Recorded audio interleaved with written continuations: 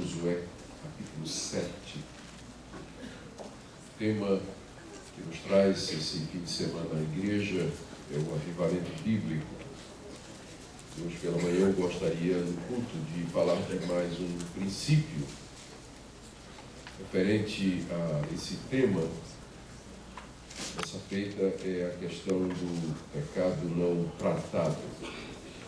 Nós dissemos ontem à noite que, quando se fala de avivamento espiritual, nós estamos falando a respeito daquela vida normal que deve ser experimentada por cada um de nós, a vida do próprio Senhor ressurreto, expressa em nós, mediante a nossa união com Ele, na sua morte e na sua ressurreição. Existe apenas uma coisa que impede que a vida de Jesus se manifeste constantemente em nosso corpo mortal, que é o pecado não tratado. Não o pecado em si, porque se confessarmos os nossos pecados, Ele é fiel e justo para nos perdoar os pecados e nos purificar de toda injustiça. O problema não são os nossos pecados, o problema são os nossos pecados não tratados, os pecados ocultos, os pecados que não foram resolvidos. Esse é um princípio que está na Bíblia toda. E Josué 7 é um desses lugares onde essa verdade é tratada talvez com maior clareza. É uma história bastante conhecida, é a história daquele soldado desobediente à palavra de Deus, Acã, e como a sua desobediência trouxe derrota para toda a nação. Eu vou dividir o capítulo em algumas partes e, para facilitar a compreensão, todas elas começando com a letra D, fica fácil de você lembrar, não é? Então, o verso 1 é desobediência. Depois, do verso 2 até o verso 5, você tem derrota. Depois, de 6 a 9, desespero. Uma sequência, né? Desobediência traz derrota, traz desespero. Mas aí, a partir do verso 10, a graça de Deus traz direção a Josué sobre como resolver aquele problema. E aí, a partir do verso 16, Josué faz uma descoberta do que é que tinha acontecido e termina então, no verso 22 a 26, em disciplina. O pecado é corrigido e aí, outra vez, a nação de Israel recobra aquele poder extraordinário de vencer as batalhas contra inimigos maiores. Vocês todos lembram da história? Deixe-me apenas colocar o contexto para que ela fique mais vívida para nós.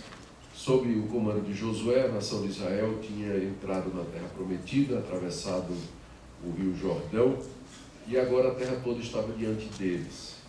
Eles tinham que começar a tarefa de conquista, de conquistar a terra que Deus lhes havia prometido. A primeira cidade que estava no caminho era a cidade de Jericó.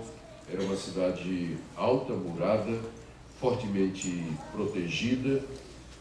Eram adversários bem mais preparados militarmente do que a própria nação de Israel. Israel tinha passado 40 anos no deserto, não tinha armamentos, não eram soldados treinados, e agora iam enfrentar o que parecia ser uma força militar bastante superior. Mas o segredo de Israel é que Deus estava com eles. E se Deus está do nosso lado, quem poderá nos resistir? Se Deus é por nós, quem será contra nós? E aí, então, Deus dá a Josué o plano de batalha, muito simples. Tinham que rodear a cidade durante 7 dias, em silêncio, levando a arca do Senhor, os sacerdotes na frente. No 7º dia, todos haveriam de clamar, gritar, as trombetas tocariam e as muralhas haveriam de ruir. E o povo, então, sob o comando de Josué e o poder de Deus, haveria de saquear a cidade, conquistar a cidade. E assim aconteceu. Deus, porém, fez uma ressalva. Ele disse a Josué: quando eu te entregar a cidade de Jericó, vocês podem pegar de tudo, mas o ouro, a prata e as coisas preciosas, elas são anátema. A palavra anátema ali significa separado para Deus. É a coisa proibida aos israelitas. Por quê? Porque pertence a Deus. Essas coisas preciosas, elas devem ser levadas e guardadas, porque é com elas que o tabernáculo do Senhor e o templo do Senhor seriam futuramente construídos. Então era parte de Deus. Depois da vitória, nós conhecemos a história toda, um soldado desobedeceu a ordem de Deus e tomou das coisas proibidas, do anátema. Como resultado, Deus não estava mais com o povo. E Josué, sem saber do que aconteceu, partiu para a próxima conquista, que era a cidade de Ai, cidadezinha menor.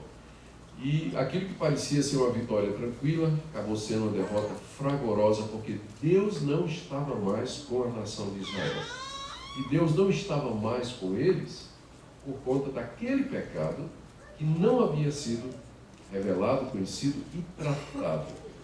Derrotado, então, Josué entra em desespero, pergunta a Deus o que é que está acontecendo, e Deus lhe dá direção e lhe revela o que é que aconteceu. Uma vez que, então, Acã é confrontado e o pecado é resolvido, o capítulo 8, então, já mostra como Deus volta a estar com Israel, e agora Ai é conquistada, e Israel prossegue a sua jornada de vitória.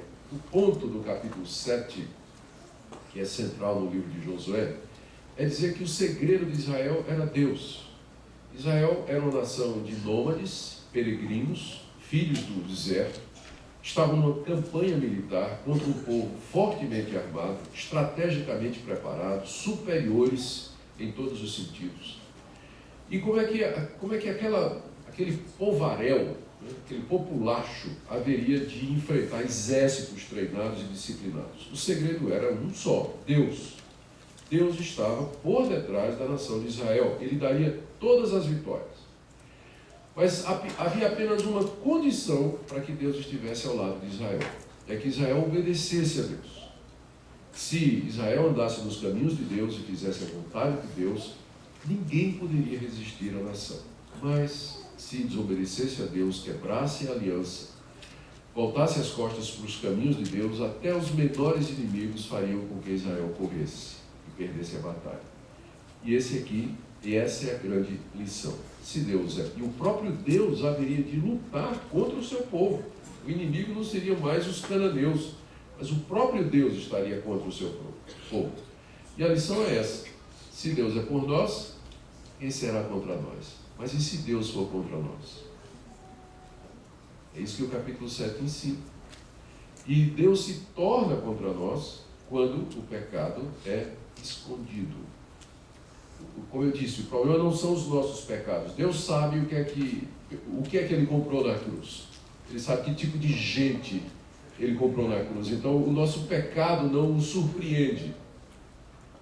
Ele preparou, Ele tem uma preparação para o pecado. O problema é quando o pecado não é tratado da maneira certa, não é enfrentado, não é confrontado e corrigido. A minha expectativa nessa manhã é que Deus grave essa lição profundamente nos nossos corações e que haja reconciliação nessa manhã entre nós e Deus, e talvez entre nós e o próximo, enfim, qualquer outra medida necessária para que não haja absolutamente nada que coloque o próprio Deus contra nós, mas que Ele, estando conosco, nós experimentemos essa vida de avivamento que todos nós desejamos. Vamos então para a leitura do texto e sua explicação. Primeira parte, desobediência, capítulo 7, verso 1. Prevaricaram os filhos de Israel nas coisas condenadas, porque Acã, filho de Carmi, filho de Zabdi, filho de Zera, da tribo de Judá, tomou das coisas condenadas. A ira do Senhor se acendeu contra os filhos de Israel.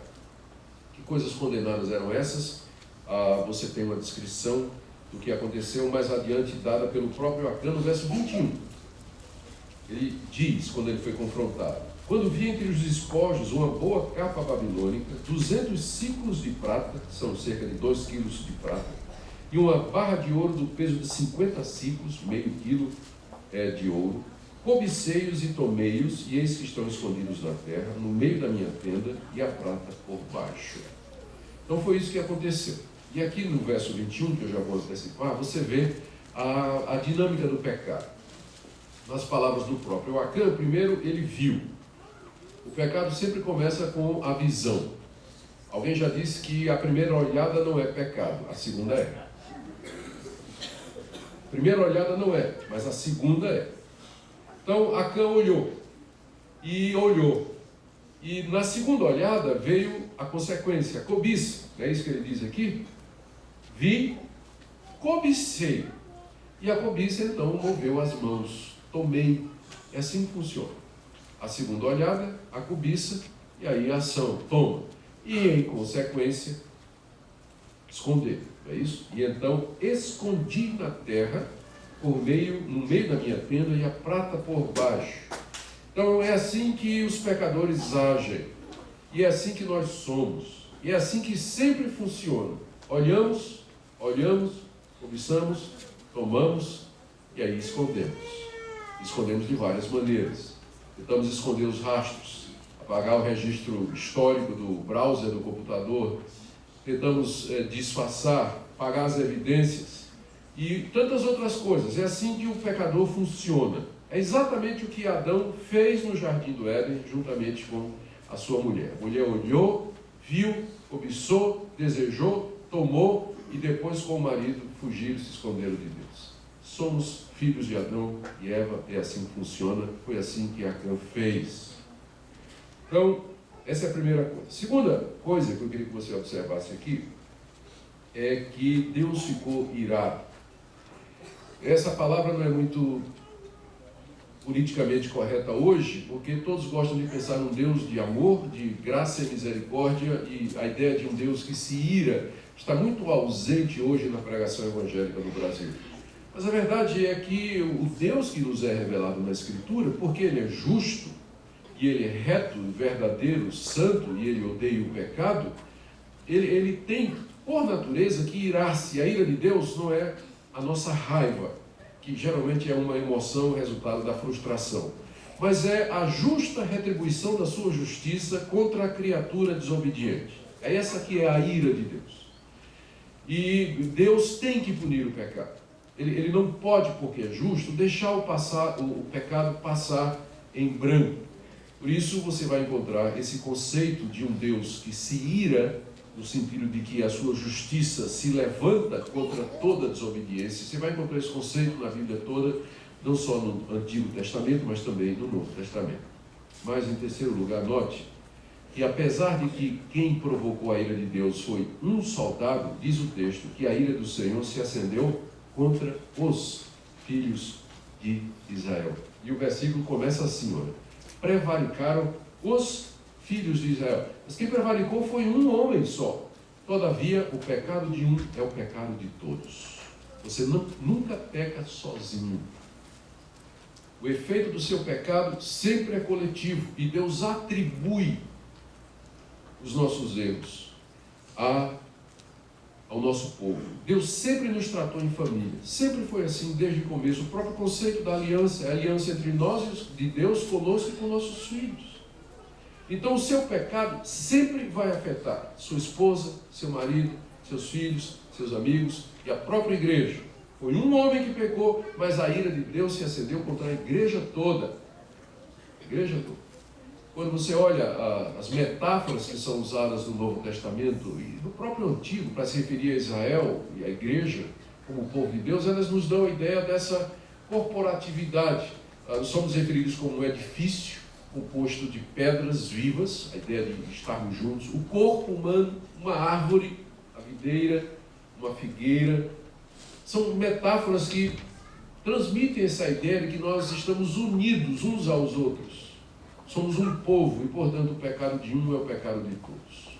Deus nos responsabiliza como povo pelo pecado, porque é nossa responsabilidade saber, é nossa responsabilidade tratar e resolver e cuidar uns dos outros. Por isso, a ira de Deus se acendeu contra o povo todo. Então, essa foi a desobediência que causou, em segundo lugar, a derrota.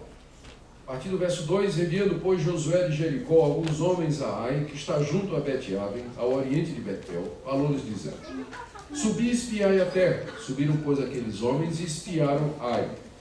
E voltaram a Josué e lhes disseram: não suba todo o povo. Ele está usando o termo subir porque Ai ficava numa elevação a 24 quilômetros acima de onde estava o arraial de Israel.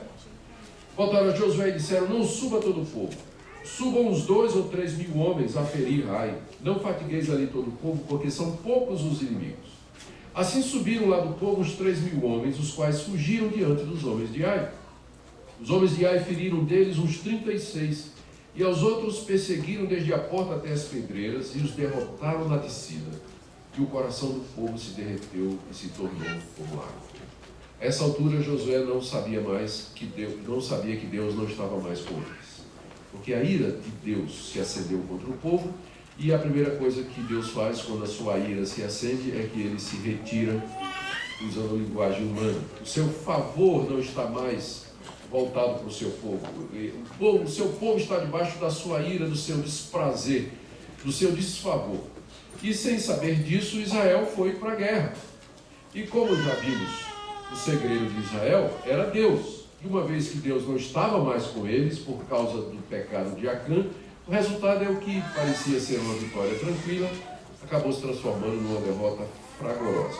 Para começar, Josué subestima o inimigo. Josué era um estrategista brilhante, tinha aprendido com Moisés, devia ter feito uma avaliação melhor da situação, mas agora era apenas a sabedoria carnal que estava funcionando. O orgulho e a arrogância por causa da vitória anterior. E o raciocínio era esse. Se a gente destruir o inimigo maior, que foi Jericó, aí vai ser fichinha. Esse é o homem raciocinando. Ele deveria ter lembrado que se eles derrotaram Jericó, foi por causa do favor de Deus. E que eles precisariam desse mesmo favor para derrotar o menor dos inimigos. Mas aqui você não vê Josué orando, pedindo orientação de Deus, ele apenas manda os espias, pega um relatório militar, faz uma avaliação da inteligência e diz, manda um pelotão resolver essa situação. E o resultado é essa derrota. Os homens de Ai não somente derrotam os soldados de Israel, mas os perseguem e, como resultado, 36 morreram. É por isso que lá no final, Deus vai mandar apedrejar Acã, porque ele foi o responsável pela morte de 36 pessoas. E no Antigo Testamento, o que era culpado pela morte, ele devia ser também apedrejado. Algumas pessoas acham que o castigo de Acã foi muito severo, né? Ele foi apedrejado, a família toda e tudo, mas você tem que ver o que é que o pecado dele causou. Então, 36 pais de família morreram ali, naquela batalha vergonhosa, e o resultado é, final do verso 5, que o coração do povo se derreteu e se tornou como água. O medo entrou no coração dos soldados. A igreja temeu. A igreja se enfraqueceu. A igreja começou a tremer de medo diante da realidade dos inimigos. E aí, então, veio o desespero.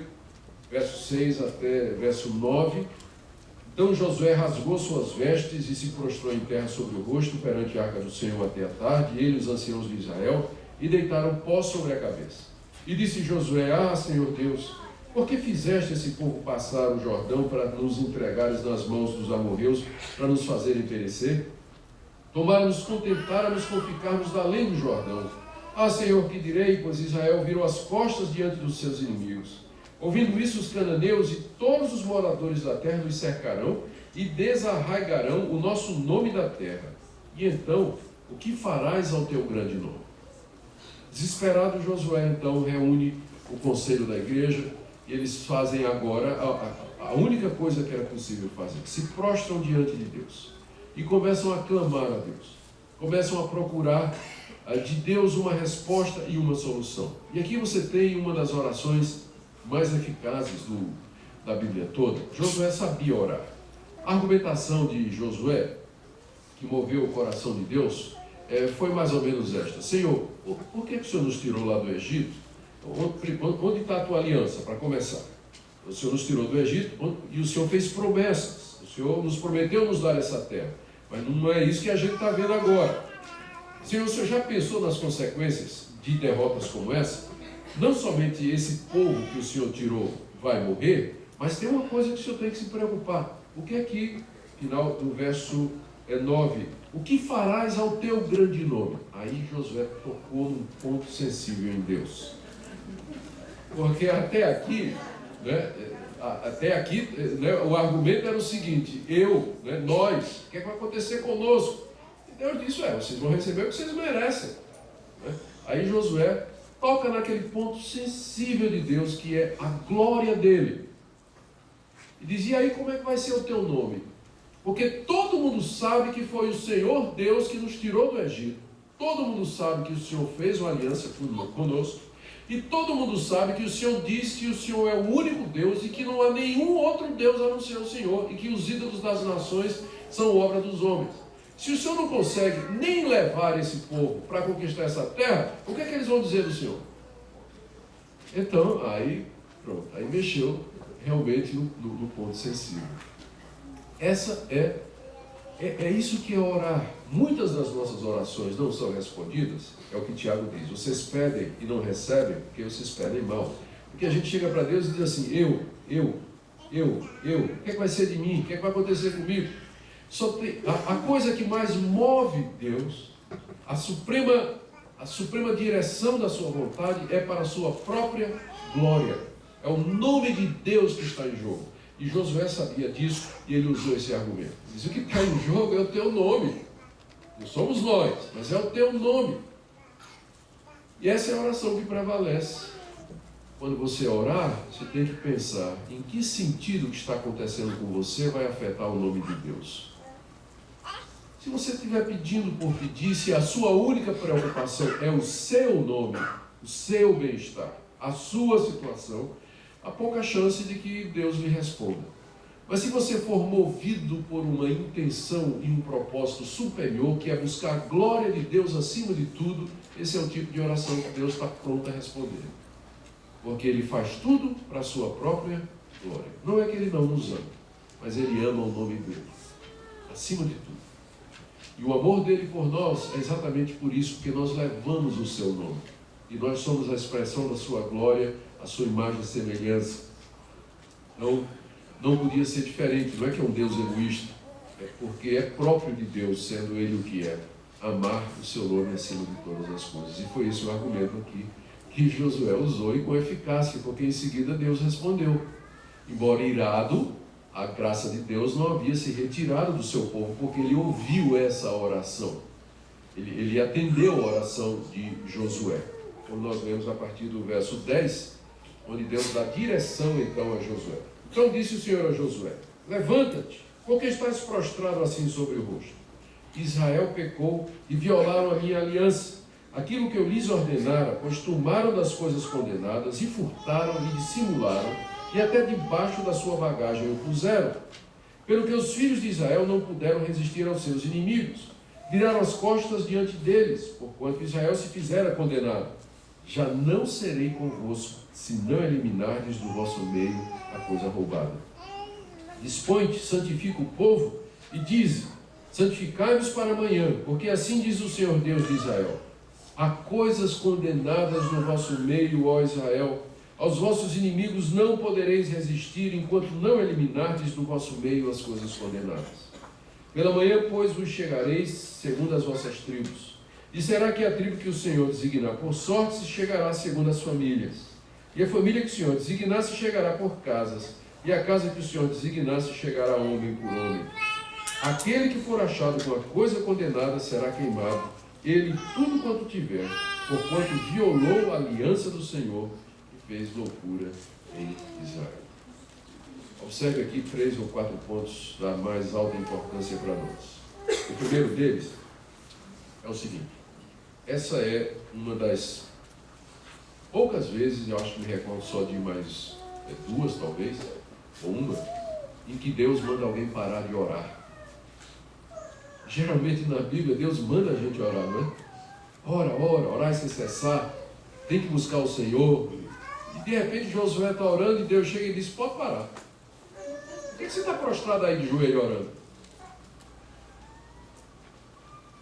Deus interrompeu a oração de Josué porque a oração não substitui o quebrantamento, o arrependimento, a confissão e colocar a vida em ordem. Você pode orar até o dia do juízo, mas se você não resolver o problema do pecado, não adianta nada.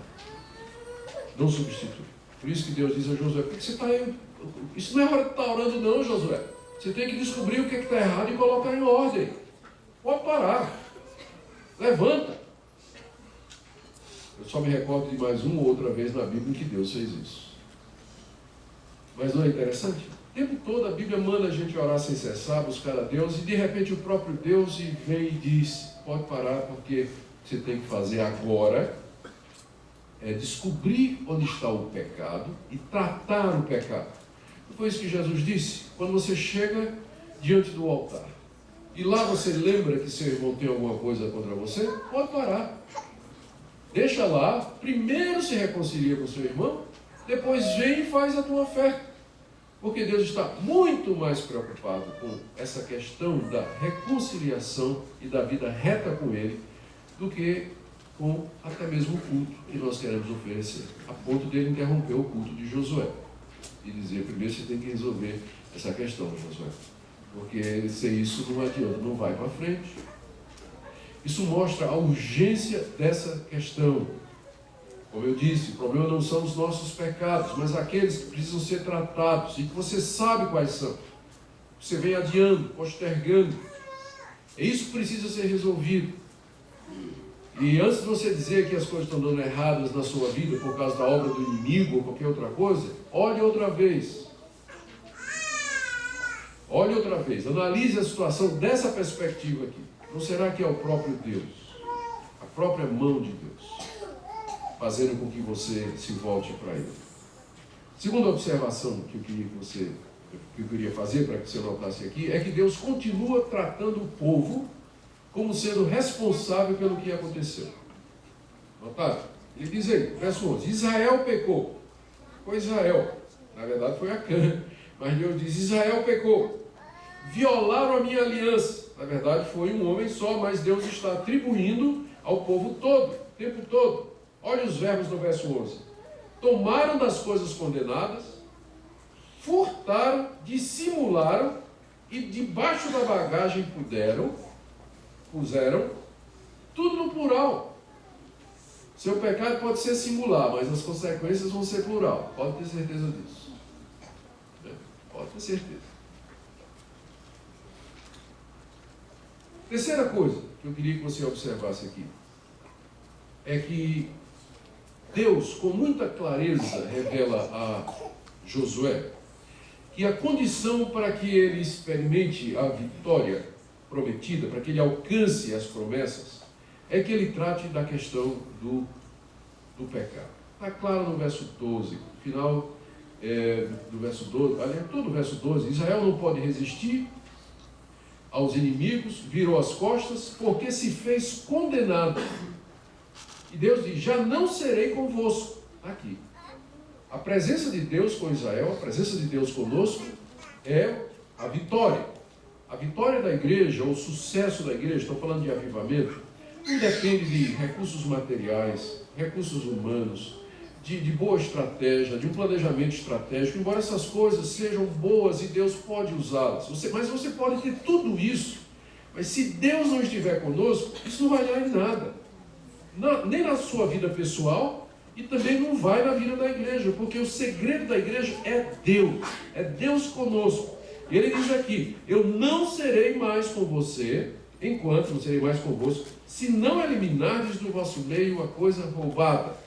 Como eu disse, o problema não são os nossos pecados, mas o pecado não resolvido, o pecado não tratado, escondido. Enquanto isso não for resolvido, o veredito é o mesmo, porque Deus é o mesmo, a aliança é a mesma, é o mesmo povo, é o mesmo princípio, é a mesma dinâmica. Tem que ser resolvido. A terceira coisa que eu queria lembrar aqui para vocês, desculpa, a quarta coisa que eu queria lembrar aqui para vocês, chamar a sua atenção, é a direção que Deus deu a Josué. O que Deus fez aqui foi dizer a Josué, colocar um método para resolver o problema que envolvesse o povo todo e que desse uma oportunidade a Acã. Deus sabia quem tinha feito. E da mesma forma que ele apareceu a Josué, não sabemos de que maneira, e lhe disse o que é que tinha acontecido, ele poderia ter dito o nome de Acã, não poderia? Em vez de dizer, olha, o povo pecou e tudo, porque Deus até agora não identificou ninguém, mas ele podia ter dito a Josué, olha, foi Acã que fez isso. Mas ao contrário, Deus determina um método para chegar até Acã, que envolvia o povo. E o alvo de Deus, eu penso, ao colocar esse método, diz: primeiro, chamar o povo, dizer que há pecado no meio do povo, que o povo passasse aquela noite sondando o coração e se preparando, porque no dia seguinte ia se tirar sorte e Deus ia mostrar quem foi. Isso tinha alguns efeitos. O primeiro deles, eu creio, era dar oportunidade a Acã de se manifestar. Porque é muito bom quando o pecador voluntariamente se apresenta e assume o seu pecado. Porque aí é um atenuante. A pessoa voluntariamente admite, vem e confessa. É diferente de você confessar porque foi apanhado. Tem gente que confessa porque foi apanhado. Se não tivesse sido apanhado, talvez não confessasse. Eu era pastor numa igreja, não dizer aonde, e uma vez chegou uma mulher, uma senhora disse para mim: pastor, eu queria que o senhor falasse com o meu marido, ele está me traindo. A senhora, isso é uma acusação muito grave, não é? O seu marido é membro da igreja, a senhora tem prova disso? Tenho não, pastor, mas isso é coisa de mulher, pode saber. Ele está me traindo, eu tenho certeza que ele está me traindo. Irmã, a senhora quer que eu fale com ele? Posso dizer que a senhora autorizou? Pode. Tá bom. Aí convidei a pessoa ao escritório da pastoral e nós conversamos e ele disse: olha, eu estou até meio aqui sem graça, mas a sua esposa está com a impressão de que o senhor está traindo ela. Isso é verdade? Aí o cidadão olhou para mim e disse: pastor, minha mulher sempre foi ciumenta. Olha, desde a época da mocidade, quando ela namorava comigo, ela ficava com o ciúme das meninas lá. Eu sou fiel à minha mulher, amo a minha mulher. Pastor, eu não tenho nada, isso é coisa da cabeça dela, ela sempre foi desconfiada. Oh, meu irmão, desculpa, então, né? Ela pediu para eu falar com o senhor, tudo bem. Um mês depois a mulher volta com o celular dele, dizendo: pastor, ele saiu do trabalho, esqueceu o celular em casa, o meu estava descarregado, eu fui usar o dele. E o senhor sabe como é, né? A mulher começa a mexer lá nas coisas e apareceu essas mensagens de texto aqui: pastor, está aqui a prova, a fulano aqui, ó. Desencontro, declaração de amor e tudo. Tá bom. Chamei o cidadão. E eu disse: lembra daquela história? Ele disse: lembro, pastor. O senhor traiu sua mulher? Eu disse: pastor, eu amo a minha mulher. Cidadão, a gente sabe depois de muitos anos no pastorado e no aconselhamento, e vê quando a pessoa está mentindo. Ela tem um tique nervoso, o olho treme, o lábio treme, alguma coisa assim. Esse usava óleo de peroba todo dia. Cara de pau. Nem mexia. Nada. Não tinha nenhum sintoma. Nada. Ele olhou e disse: não, pastor, isso é conversa com a mulher. E aí, quando eu mostrei o celular, esse homem começou a chorar: ai, meu Deus, perdão, pastor, estou arrependido. De fato, eu fiz isso. Pediu perdão à mulher.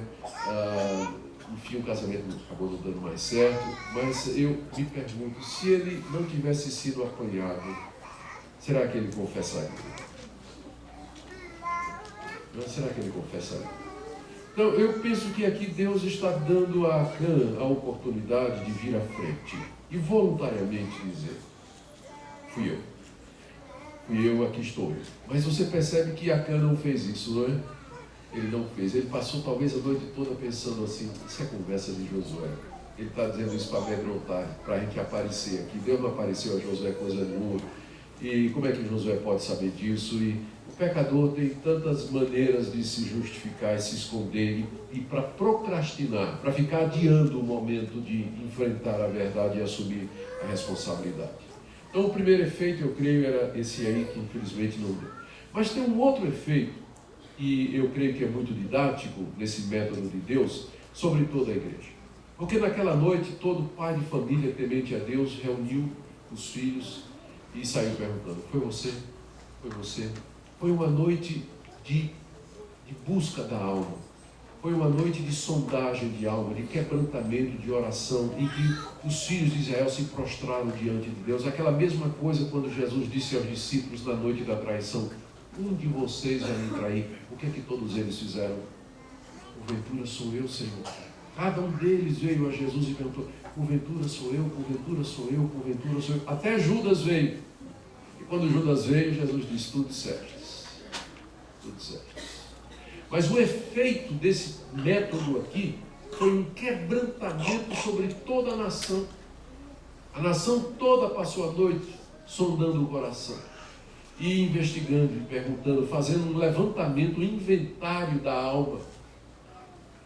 E com a pergunta: porventura sou eu? Fui eu que atraí a ira de Deus? sobre nós. Como é bom quando isso acontece. Quando nós nos colocamos diante de Deus com a alma desnudada e dispostos a ir até as últimas consequências e perguntar, sou eu o Jonas responsável pela tempestade que está acontecendo? Em seguida, vem, depois da direção, a descoberta. A partir do verso 16, então Josué se levantou de madrugada, fez chegar a Israel segundo as suas tribos, e aí caiu a sorte sobre a tribo de Judá. Fazendo chegar a tribo de Judá, caiu sobre a família dos Zeraitas. Fazendo chegar a família dos Zeraitas, homem por homem, caiu sobre Zabdi. E fazendo chegar a sua casa, homem por homem, caiu sobre Acã, filho de Carmi, filho de Zabdi, filho de Zera, da tribo de Judá. Então disse Josué a Acã, filho meu, dá glória ao Senhor, Deus de Israel, e a ele redigou. Declara-me agora o que fizeste, não me ocultes. Respondeu Acã, Josué, e disse, verdadeiramente pequei contra o Senhor, Deus de Israel, e fiz assim e assim. Quando vi entre os despojos uma boa capa babilônica e 200 ciclos de prata e uma barra de ouro do peso de 50 ciclos, cobicei-os, tomei-os, eis que estão escondidos na terra por baixo da minha tenda, e a prata por baixo. Então Josué enviou mensageiros que foram correndo à tenda, e eis que tudo estava escondido nela, e a prata por baixo. Exatamente como Deus tinha dito, assim aconteceu. Após aquela noite terrível, no dia seguinte, todo o povo reunido, começa o processo de se lançar sortes. Nós não sabemos com muita certeza como era esse processo em Israel, mas boa parte dos estudiosos acredita que era usando as 12 pedras do Tumim Urim, que eram pedras que estavam penduradas no peitoral do sacerdote, que funcionava como uma espécie de dado. E era assim que Deus, às vezes, revelava a sua vontade ao povo de Israel. Hoje não mais, tá? Então não vai jogar dado. Deus, se for tua vontade, que dê quina, se não for, que dê uma quadra, né? Não funciona assim mais. Havendo Deus outrora falado de muitas maneiras aos pais pelos profetas, hoje nos falou pelo Filho. Então, Hebreus 1. Tá? Mas naquela época era assim que Deus revelava a sua vontade. E aí o processo foi acontecendo. Primeiro separou a tribo de Judá, que era a tribo de Acã. E depois a família. Depois a casa do pai de Acã. E eu fico pensando, Acã sentindo a forca cada vez mais apertando no pescoço dele. Né? Até que finalmente chegou em Acã. E Josué então, sempre pensando na glória de Deus, verso 19, filho meu, dá glória ao Senhor Deus de Israel, e a ele rei de louvores. Dize-me o que fizeste, não ocultes. E aqui você tem a confissão de Acã. E eu tenho alguns motivos para acreditar que seja uma confissão verdadeira. Embora forçada, mas é melhor uma confissão. É melhor você confessar, ainda que apanhado, do que não confessar nunca. Apanhado, Acã confessa, e eu creio que essa confissão foi sincera. Primeiro, porque a maneira como está escrito é igualzinha àquela confissão de Davi, que a gente encontra no primeiro livro de Samuel. Lembra a história? Davi adulterou, o profeta Natan chegou, contou a história, colocou o dedo no nariz de Davi e disse, tu és o homem. E a resposta de Davi, no hebraico, é igualzinho que está aí. Pequei contra o Senhor. Ou seja, da mesma forma que a confissão de Davi foi uma confissão sincera, foi uma confissão sincera, eu não tenho por que duvidar de que essa confissão de Natan aqui, de Acã, desculpe, é uma confissão também sincera. O homem reconheceu que de fato havia pecado contra Deus. As circunstâncias o levaram a isso, finalmente, como que forçado pela mão de Deus, o pecador se curva diante dele e diz, de fato, eu pequei contra o Senhor. Ele entendeu o que ele havia feito. A confissão finalmente sai do seu coração e não há por que duvidar de que foi uma confissão verdadeira. A segunda evidência que eu tenho de que foi uma confissão verdadeira é que ele deu os detalhes. Ele disse exatamente como aconteceu. Eu fiz isso, fiz isso, fiz isso, fiz isso. Eu já vi confissão do tipo assim, pastor, de fato eu traí a minha mulher. Aí eu pergunto, aí ele ficou calado, quero pedir perdão à minha mulher. Aí eu pergunto, quantas vezes? Com quantas pessoas? Pastor, eu esqueci de dizer, foi com as 3 mulheres. Né?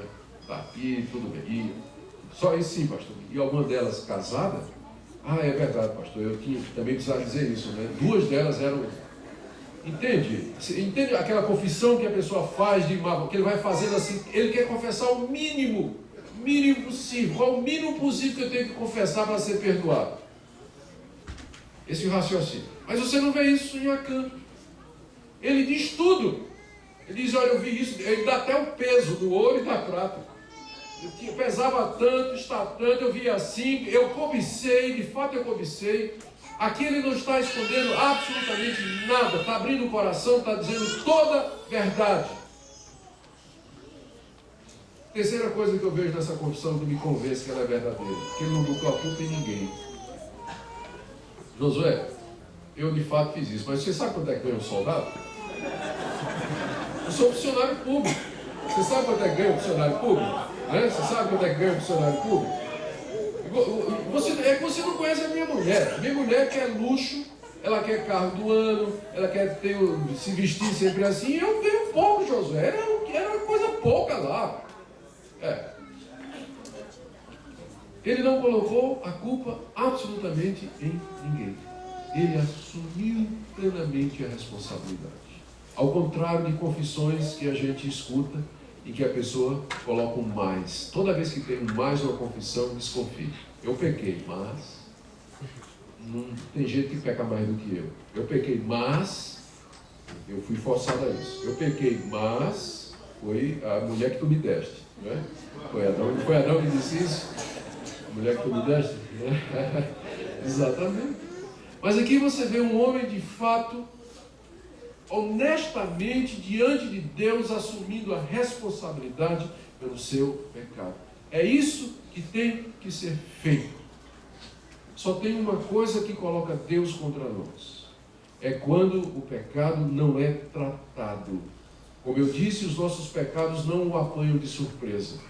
Mas a ira dele se acende quando nós escondemos, ocultamos, postergamos, procrastinamos e nós adiamos o momento de assumir plena e completamente a responsabilidade pelos nossos pecados.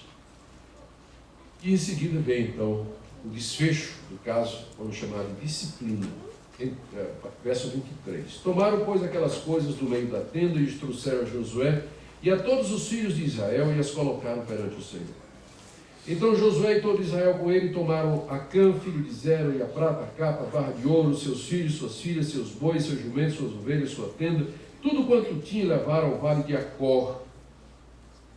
Acor, palavra hebraica que significa desgraça. Disse Josué, por que nos conturbaste? O Senhor hoje te conturbará. E todo Israel apedrejou, e depois de apedrejá-los, queimou-os. E levantaram sobre ele um montão de pedras que permanece até o dia de hoje.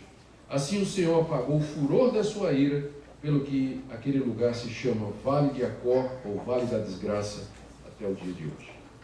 Observe aqui os seguintes pontos. Primeiro, a confissão não eliminou a disciplina. Algumas pessoas têm essa ideia estranha de que a confissão do pecado e o arrependimento e o pedido de perdão eliminam as consequências do pecado. Você não vai encontrar isso na Bíblia em lugar nenhum. Porque determinados pecados, eles trazem consequências que precisam ser enfrentadas. Se você dirigir bêbado e você atropelar um pai de família, você vai se arrepender. Eu creio que é possível de se arrepender, pedir perdão a Deus. Sinceramente, no seu coração, você está quebrantado. E eu creio que Deus vai lhe perdoar, se houver de fato isso aí. Mas você vai ter que pagar a pensão da mulher dele e dos filhos dele até o fim de sua vida. Talvez vá preso até. Então o pecado tem consequências. E o fato de que Deus nos perdoa não quer dizer que Ele nos livra dessas consequências sempre. Às vezes pode ser que Ele nos livre, mas nem sempre. E aqui no caso, como o pecado de Acã trouxe consequências danosas ao povo de Israel e ao nome de Deus, ele teve que enfrentar as consequências, e a pena para quem causasse a morte de alguém em Israel era a pena de morte. E Acã, mesmo arrependido, que eu creio que a confissão dele foi sincera, ele teve que enfrentar a consequência do seu pecado. E ele não foi poupado. Então, é por isso que eu sei que às vezes as pessoas na igreja ficam assim, puxa vida, o membro da igreja pecou, se arrependeu, pediu perdão, mas foi disciplinado. Sim, porque às vezes o pecado, ele traz consequências. É preciso mostrar ao mundo que nós não concordamos com o pecado. É preciso salvaguardar a honra do nome de Deus e da igreja. Por isso, às vezes, a disciplina é precisa, é necessário fazer. E às vezes publicamente, para que fique claro de que o pecado de Acã é o pecado de Acã, não é o pecado da igreja. A igreja não concorda com aquilo. E é isso que está acontecendo agora. Imagina os filisteus, os cananeus, ao saberem dessa história. Então Israel poderia dizer sim, mas uma vez que nós o pegamos, ele recebeu as consequências do seu ato, porque nós amamos a Deus e queremos respeitar a aliança de Deus, não queremos violar. Note também, em segundo lugar, que a família toda foi envolvida. Como eu disse, o pecado traz consequências. E Deus nos trata sempre em família. A família toda participou no castigo de Acã. Eu não quero dizer que sempre isso vai acontecer hoje, mas eu penso que esse é um princípio geral que não é difícil de provar pela história e pelos acontecimentos. Que o pecado, por exemplo, de um pai de família atinge sua família toda, desestrutura sua família, abala os seus filhos, a sua esposa e vice-versa, da própria esposa. Os filhos também, que trazem vergonha sobre os seus pais e sobre os seus amigos. Como eu disse, o pecado é singular, mas as consequências é no plural, sempre, sempre. E aqui no caso a família toda foi envolvida no pecado de Acã. A última coisa é curiosa. Deus mandou fazer um monumento. Deus mandou levantar um montão de pedras lá, em cima dos cadáveres queimados lá da família. Né? E geralmente um monumento é feito em homenagem a uma coisa bonita. Né? A gente vamos fazer um monumento em homenagem, comemoração a tal evento, então para lembrar de tal pessoa, fazer um busto de bronze, fazer algum marco que lembre algum fato festivo. Mas Deus aqui manda fazer um marco para lembrar uma coisa que é chamada o Vale de Acó, a desgraça. Por que Deus mandou fazer isso? Eu acho que a ideia era essa. O israelita, algumas décadas depois, o israelita passaria por ali com seu filho, o filho olharia assim e diria: papai, o que é esse monte de pedras aí? O israelita ia colocar o filho no colo e dizer: filho, eu vou te contar a história de Acã. E a história de Acã quer dizer o seguinte: se Deus é por nós, quem será contra nós? Mas e se Deus for contra nós, meu filho? E ali o israelita, diante do monumento do Vale de Acó, ensinaria ao seu filho a amar a Deus, respeitar a Deus e a temer a Deus e andar nos seus caminhos. Hoje ninguém mais sabe onde está o Vale de Acó. A arqueologia não consegue identificar, e muito menos um montão de pedras, né? Mas nós não precisamos, porque está registrado aqui. Está registrado aqui exatamente para que você saiba disso. O problema não são os seus pecados. O problema é a dureza de coração. O problema é você esconder os seus pecados, para você não tratar os seus pecados. Josué 7 está na Bíblia, para lhe ensinar que se Deus é por nós, quem será contra nós? Mas se Ele for contra nós, não há esperança nenhuma. E hoje, na manhã desse dia, você se lembre do Vale de Acó e da misericórdia de Deus em Cristo Jesus. Há perdão para o pecador arrependido. Porque onde o arrependimento vai, o sangue vai também. E purifica de todo pecado. Se confessarmos os nossos pecados, Ele é fiel e justo para nos perdoar os pecados e purificar de toda injustiça. Que nessa manhã, quando vamos participar da ceia do Senhor, você tome essa resolução diante de Deus, que você vai colocar a sua vida em ordem, não importa as consequências que você tenha aqui em frente. Amém? Que Deus o ajude nisso.